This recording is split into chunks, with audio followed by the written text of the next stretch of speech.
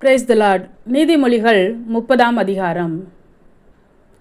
யாக்கோபின் குமாரனாகிய ஆகூர் என்னும் புருஷன் ஈத்தியேலுக்கு வசனித்து ஈத்தியேலுக்கும் ஊகாலுக்கும் உரைத்த உபதேச வாக்கியங்கள் ஆவன. மனுஷர் எல்லாரிலும் நான் மூடன், மனுஷருக்கேற்ற புத்தி எனக்கு இல்லை. நான் ஞானத்தை கற்கவும் இல்லை, பரிசுத்தரின் அறிவை அறிந்து கொள்ளவும் இல்லை. வானத்துக்கு ஏறி இறங்கினவர் யார்? காற்றை தமது கைப்பிடிகளில் அடக்கினவர் யார்? தண்ணீர்களை வஸ்திரத்திலே கட்டினவர் யார்? பூமியின் எல்லைகளை எல்லாம் ஸ்தாபித்தவர் யார்? அவருடைய நாமம் என்ன? அவர் குமாரனுடைய நாமம் என்ன? அதை அறிவாயோ? தேவனுடைய வசனமெல்லாம் புடமிடப்பட்டவைகள். தம்மை அண்டிக் கொள்கிறவர்களுக்கு அவர் கேடகமானவர். அவருடைய வசனங்களோடு ஒன்றையும் கூட்டாதே. கூட்டினால் அவர் உன்னை கடிந்து கொள்வார், நீ பொய்யனாவாய். 2 மனு உம்மிடத்தில் கேட்கிறேன், நான் மரிக்கும் பரியந்தமும் அவைகளை எனக்கு மறுக்காமல் தாரும். மாயையையும் பொய் வசனிப்பையும் எனக்கு தூரப்படுத்தும். தரித்திரத்தையும் ஐஸ்வர்யத்தையும் எனக்கு கொடாதிருப்பீராக.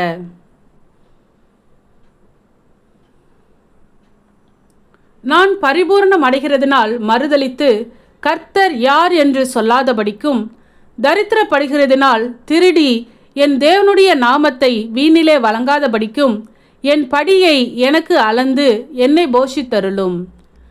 எஜமானிடத்தில் அவனுடைய வேலைக்காரன் மேல் குற்றம் சுமத்தாதே, அவன் உன்னை சபிப்பான், நீ குற்றவாளியாக காணப்படுவாய். தங்கள் தகப்பனை சபித்தும் தங்கள் தாயை ஆசிர்வதியாமலும் இருக்கிற சந்ததியாரும் உண்டு. தாங்கள் அழுக்கற கழுவப்படாமல் இருந்தும் தங்கள் பார்வைக்கு சுத்தமாக தோன்றுகிற சந்ததியாரும் உண்டு. வேறொரு சந்ததியாரும் உண்டு. அவர்கள் கண்கள் எத்தனை மேட்டிமையும் அவர்கள் இமைகள் எத்தனை நெரிப்புமானவைகள்.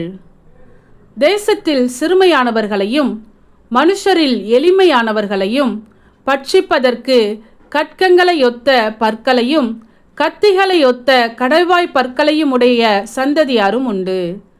தா தா என்கிற 2 குமாரத்திகள் அட்டைக்கு உண்டு. திருப்தி அடையாத 3 உண்டு. போதுமென்று சொல்லாத 4 உண்டு. அவை யாவன? பாதாளமும் மலட்டு கற்பமும் தண்ணீரால் திருப்தியடையாத நிலமும் போதுமென்று சொல்லாத அக்கினியுமே.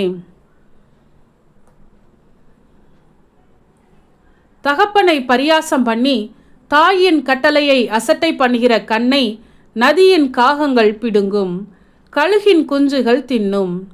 எனக்கு மிகவும் ஆச்சரியமானவைகள் 3 உண்டு.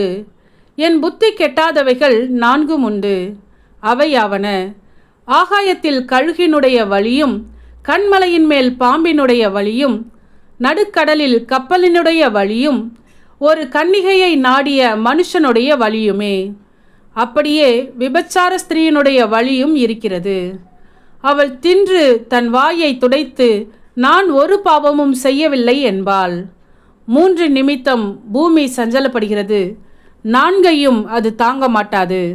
அரசாளுகிற அடிமை நிமித்தமும் போஜனத்தால் திருப்தியான மூடனின் நிமித்தமும் பகைக்கப்படத்தக்கவளாய் இருந்தும் புருஷனுக்கு வாழ்க்கைப்பட்ட ஸ்திரீயின் நிமித்தமும் தன் நாச்சியாருக்கு பதிலாக இல்லாலாகும் அடிமை பெண்ணின் நிமித்தமுமே. பூமியில் சிறியவைகளாய் இருந்தும் மகா ஞானமுள்ளவைகள் 4 உண்டு. அவை யாவன? அற்பமான ஜந்துவாய் இருந்தும் கோடை காலத்திலே தங்கள் ஆகாரத்தை சம்பாதிக்கிற எறும்பும்,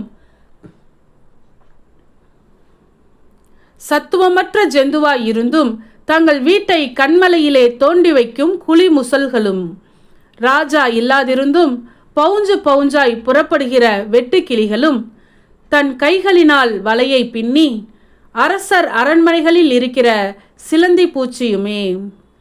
வினோதமாய் அடி வைத்து நடக்கிறவைகள் 3 உண்டு. வினோத நடையுள்ளவைகள் 4 உண்டு. அவை யாவன? மிருகங்களில் சௌரியமானதும் ஒன்றுக்கும் பின்னிடையாததுமாகிய சிங்கமும், போர்க்குதிரையும், வெள்ளாட்டுக்கடாவும், ஒருவரும் எதிர்க்கக்கூடாத ராஜாவுமே. நீ மேட்டிமையானதினால் பைத்தியமாய் நடந்து துர்சிந்தனை உள்ளவனாய் இருந்தாயானால் கையினால் வாயை மூடு. பாலை கடைதல் வெண்ணெயை பிறப்பிக்கும், மூக்கை பிசைதல் இரத்தத்தை பிறப்பிக்கும்.